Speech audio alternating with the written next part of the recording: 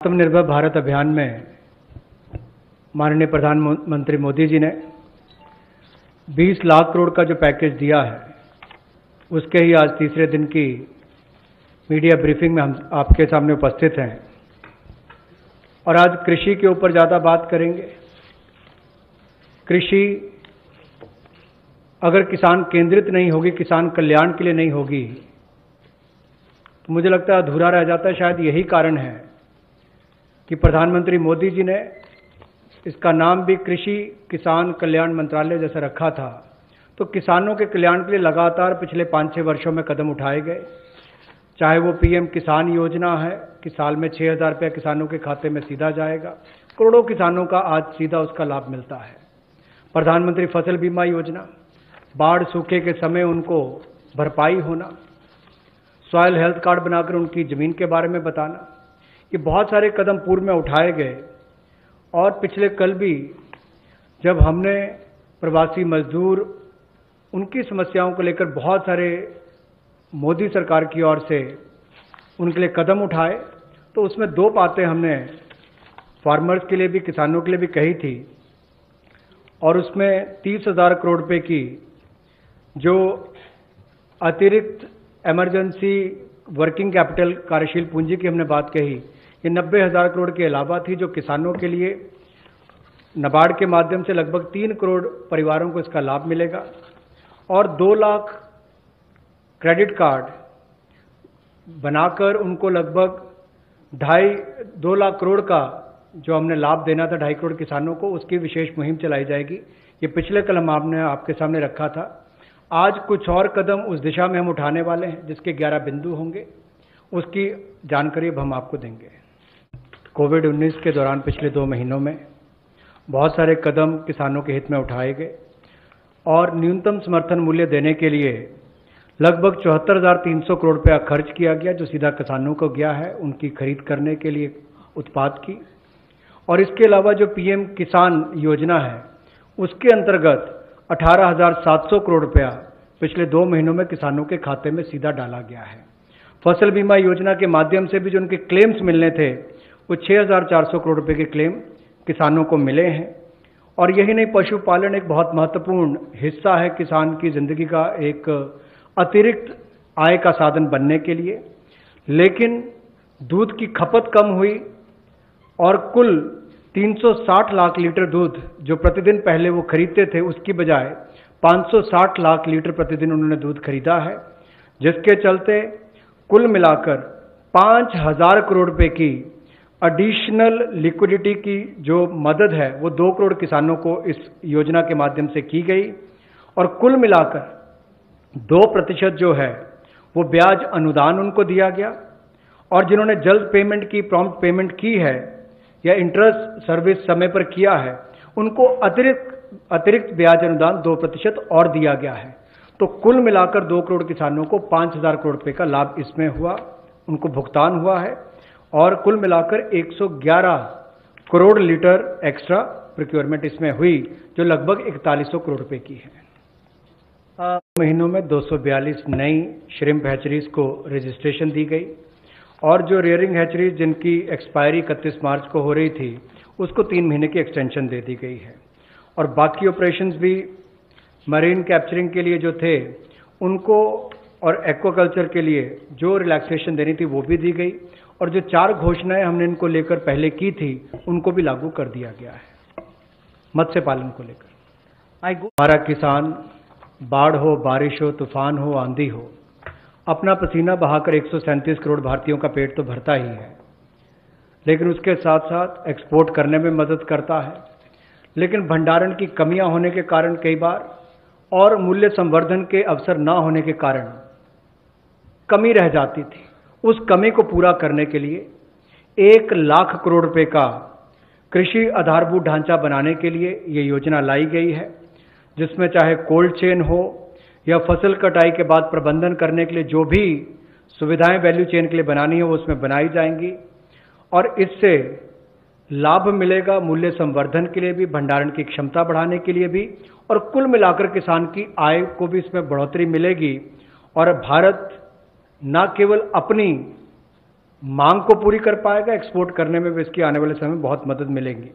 और ये जो है इसका जो लाभ होगा वो प्राइमरी एग्रीकल्चर कोऑपरेटिव सोसाइटीज हो, फार्मर प्रोड्यूस ऑर्गेनाइजेशंस हो, जो किसान उत्पादक संघ हैं, या कृषि उद्यमी हो, स्टार्टअप्स हो, एग्रीगेटर्स हो जो इंफ्रास्ट्रक्चर कृषि के क्षेत्र में लाते हैं, ये सब इनके माध्यम से आधारभूत ढांचा कृषि के क्षेत्र में उनके फार्म गेट पर खड़ा किया जाएगा ताकि इन सुविधाओं का लाभ मिल सके और इस फंड को जल्दी क्रिएट करके शुरुआत की जाएगी।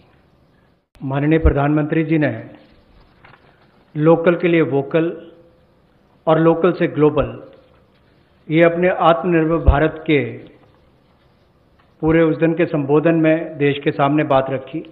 और उसी दिशा में एक और ये बड़ा कदम है कि किस तरह से असंगठित क्षेत्र के हमारे जो सूक्ष्म खाद्य संस्करण इकाइयां हैं उनको संगठित किया जा सके, उनकी टेक्नोलॉजी अपग्रेडेशन की जा सके, तकनीकी उनको जानकारी दी जा सके, ब्रांड बनाने में, मार्केटिंग करने में उनको लाभ मिल सके। और इसी कार्य के लिए सूक्ष्म खाद्य संस्करण इकाइयों के लिए 10,000 करोड़ रुपए की योजना हम ये लेकर आए हैं, जो क्लस्टर बेस्ड अप्रोच होगी। लगभग 2 लाख ऐसी सूक्ष्म खाद्य संस्करण इकाइयों को इससे लाभ मिलेगा। जब 2 लाख को मिलेगा तो समझ लीजिए लाखों लोग जिससे जुड़े उनको भी रोजगार स्वरोजगार के अवसर मिलेंगे और आय के साधन भी बढ़ेंगे। तो किसानों के लिए एक बड़ी बात यह होगी। क्लस्टर बेस पे हमने इसलिए कहा कि मान लीजिए कश्मीर में केसर है, नॉर्थ ईस्ट में बैम्बू शूट्स हैं, आंध्रा में चिल्ली है, उत्तर प्रदेश का आम है, तमिलनाडु का टर्मिक है, ऐसे बिहार का मखाना हो। तो इस सब बातों को लेकर, यानी कि सभी राज्यों को तो आज नहीं कह सकते, लेकिन हर जगह जहां जहां जो क्लस्टर अप्रोच बनाई जा सकती है, इसके माध्यम से इनकी टेक्नोलॉजी अपग्रेडेशन भी होगी, मार्केटिंग ब्रांडिंग भी होगी, आय के साधन भी बढ़ेंगे। उस दिशा में बढ़ने के लिए 10,000 करोड़ रुपया इसके लिए प्रावधान किया गया। पिछले कल जब हमने 2.5 करोड़ किसानों के लिए किसान क्रेडिट कार्ड के माध्यम से 2 लाख करोड़ रुपया देने की बात कही थी, तो उसमें मछुआरे और पशुपालकों की बात भी कही थी। उसी दिशा में आज एक और बड़ा कदम है, प्रधानमंत्री मत्स्य संपदा योजना। इसके माध्यम से इसके लिए हमने 20,000 करोड़ रुपए का ये योजना लेकर आए हैं और इसमें जो कमियां थी पूरी वैल्यू चेन में उसको पूरा करने का एक प्रयास है, ताकि हमारे मछुआरे भाई बहन इनको समुद्री और अंतर्देशीय मत्स्य पालन में इनका सम्मिलित विकास हो सके और उसको बल मिले। 11,000 करोड़ रुपया इसके लिए समुद्री और अंतर्देशीय मत्स्य पालन के लिए, एक्वाकल्चर की गतिविधियों के लिए मिलेगा और 9,000 करोड़ रुपया इसके आधारभूत ढांचे के विकास के लिए, चाहे वो फिशिंग हार्बर हो, कोल्ड चेन हो, मार्केटिंग की सुविधा हो, मंडियों की बात हो, इस सब के लिए उनको 9,000 करोड़ रुपए का प्रावधान किया जाएगा। और इससे हमारी जो फिश प्रोडक्शन है, मछली का उत्पादन है, वो भी अतिरिक्त जो होगा, अतिरिक्त मछली उत्पादन जो होगा वो 70 लाख टन अगले 5 वर्षों में होगा। 55 लाख लोगों को इससे रोजगार मिल पाएगा और 1 लाख करोड़ रुपए का एक्सपोर्ट होगा, जो लगभग दुगना हो जाएगा। तो आप कल्पना कीजिए कि आने वाले वर्षों में कितना लाभ रोजगार और एक्सपोर्ट यानी कि निर्यात के लिए भी इस योजना के माध्यम से मिलेगा। देखा जाए तो दुनिया भर में भारत में सबसे ज्यादा पशुधन वाले देशों में से एक हैं हम। और गाय हो, भैंस हो, भेड़, बकरी, सुअर हो, ऐसे 53 करोड़ जो पशुओं का, जो एनिमल्स की बात करते हैं, उनके लिए टीकाकरण करने की योजना हम लेकर आए हैं, जिसके ऊपर लगभग 13,343 करोड़ रुपया खर्च होगा। और जो आम भाषा में कहा जाता है कि मुंह पका खुर पका रोग मुक्त हम इनको करेंगे, मुंह पका खुर पका रोग मुक्त हम इनको करेंगे।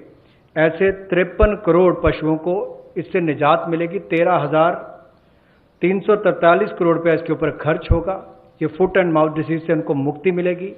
इससे हमारे प्रोडक्ट्स की अंतर्राष्ट्रीय स्तर पर भी और मांग बढ़ेगी और स्वीकार्यता बढ़ेगी और इससे हमारे दूध उत्पादन में उसमें भी बढ़ोतरी होगी और पशुओं को भी एक अच्छा जीवन जीने का अवसर मिलेगा। पशुपालन में भी देश के किसान पीछे नहीं रहे, लेकिन आधारभूत ढांचा वहां पर भी सुधरे और इसीलिए पशुपालन सेक्टर में बुनियादी ढांचा के लिए ये विकास फंड बनाया गया है, जिसको animal husbandry infrastructure development fund कहा गया।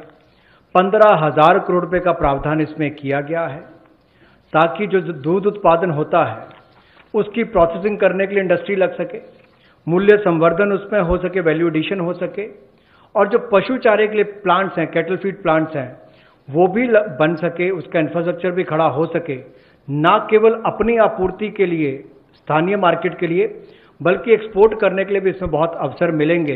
इसके लिए 15,000 करोड़ रुपए का फंड ये पशुपालन सेक्टर के बुनियादी ढांचे के लिए दिया गया। हर्बल कल्टीवेशन की प्रमोशन के लिए लगभग 4,000 करोड़ रुपए का प्रावधान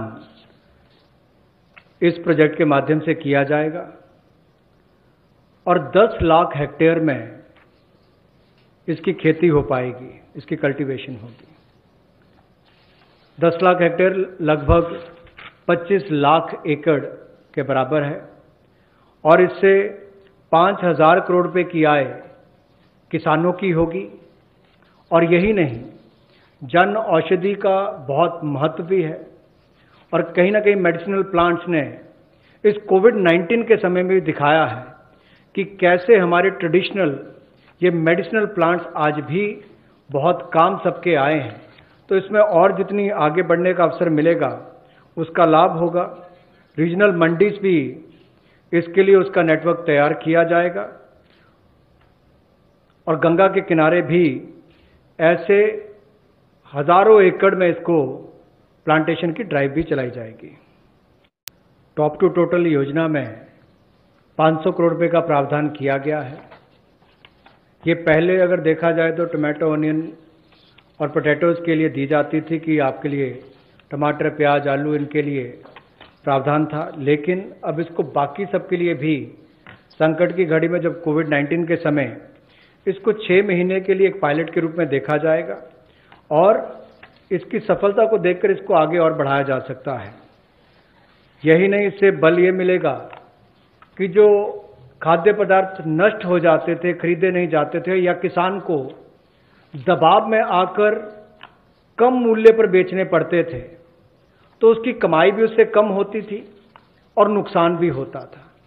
अब इससे किसान को लाभ मिलेगा और ना केवल इसको टमाटर, प्याज और आलू तक सीमित रखा गया है, बाकियों को भी, इसको बाकी फल और सब्जियों को भी इसके अंतर्गत लाया गया है। इसमें 50% सब्सिडी जो है वो माल भाड़े पर यानी कि ट्रांसपोर्टेशन पर दी जाएगी और 50% सब्सिडी जो है वो स्टोरेज, अगर भंडारण करना होगा तो उसके लिए, इंक्लूडिंग कोल्ड स्टोरेज, यानी कि कोल्ड स्टोरेज में भी रखना होगा तो उसके लिए 50% सब्सिडी इसमें दी जाएगी, ताकि वो अच्छे दाम पर समय आने पर बेच सके। कृषि क्षेत्र में प्रतिस्पर्धा बढ़ाने के लिए और निवेश बढ़ाने के लिए, ताकि किसान को और ज़्यादा दाम अच्छे मिल सके, इसके लिए उस कानून में बदलाव लाया जा रहा है जो 1955 से है। इसेंशियल कमोडिटीज एक्ट, आवश्यक वस्तुओं के लिए जो बनाया गया था, कहने के लिए इसमें बदलाव होगा, लेकिन जैसे एमएसएमई की परिभाषा में बदलाव करके एक बहुत बड़ा बदलाव उस क्षेत्र में आया है, उसी तरह से इस बदलाव से किसानों की आय में बढ़ोतरी की बहुत सारी संभावनाएं बढ़ जाती हैं। जो कहीं ना कहीं उसको कम दाम पर बेचने के लिए एक तरह से रुकना पड़ता था, कई और इसके नुकसान भी होते थे, अब उसके लिए भी इसमें अवसर निकल कर आएंगे, जिससे आपके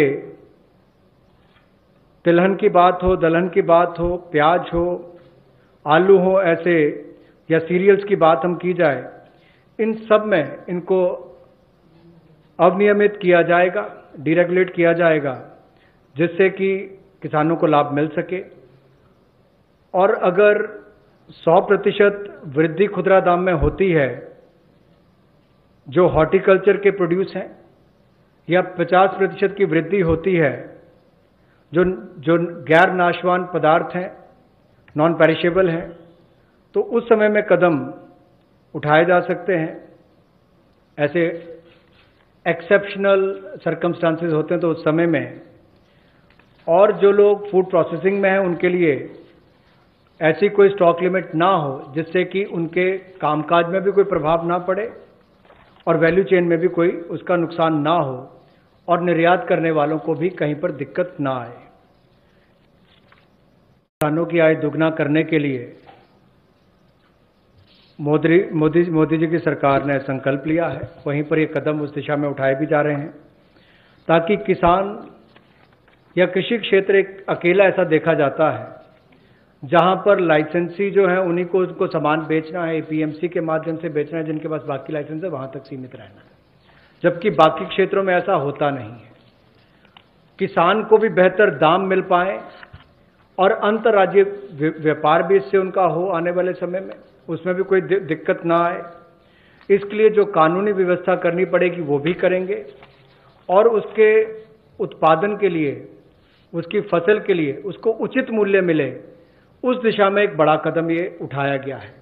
और मुझे लगता है कि जो पिछला हमने एसेंशियल कमोडिटीज एक्ट की बात कही और अभी इस कदम की बात कर रहे हैं, जो एग्रीकल्चर मार्केटिंग रिफॉर्म्स की बात कर रहे हैं, इसमें बदलाव लाने की बात कर रहे हैं, इनसे बहुत बड़ा बल किसानों को मिलने वाला है। इस देश के करोड़ों किसान जिनको बेहतर आमदन हो सकती है इन बदलाव के कारण। किसानों के लिए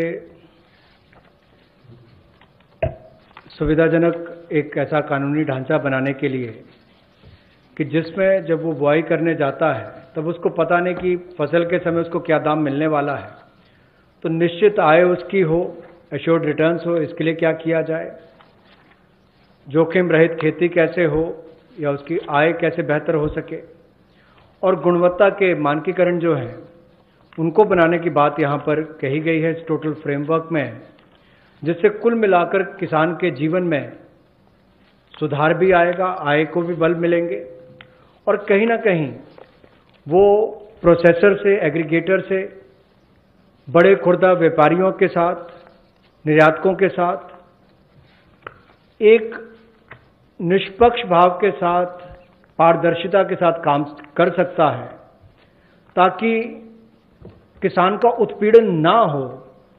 इस दिशा में कदम उठाया गया कि उसको एक ऐसा फ्रेमवर्क बनाकर दिया जाए कि कोई भोले भाले किसान का उत्पीड़न ना करे, भोले भाले मेहनती किसान का उत्पीड़न ना हो। उस दिशा में ये जोखिम रहित ऐसा कानून बनाकर दिया जाएगा ताकि उसको आय के साधन भी मिले, निश्चित आय भी मिले और उसका उत्पीड़न भी ना हो। उस दिशा में कदम उठाए जाएंगे, रिफॉर्म्स उस दिशा में ये कदम है।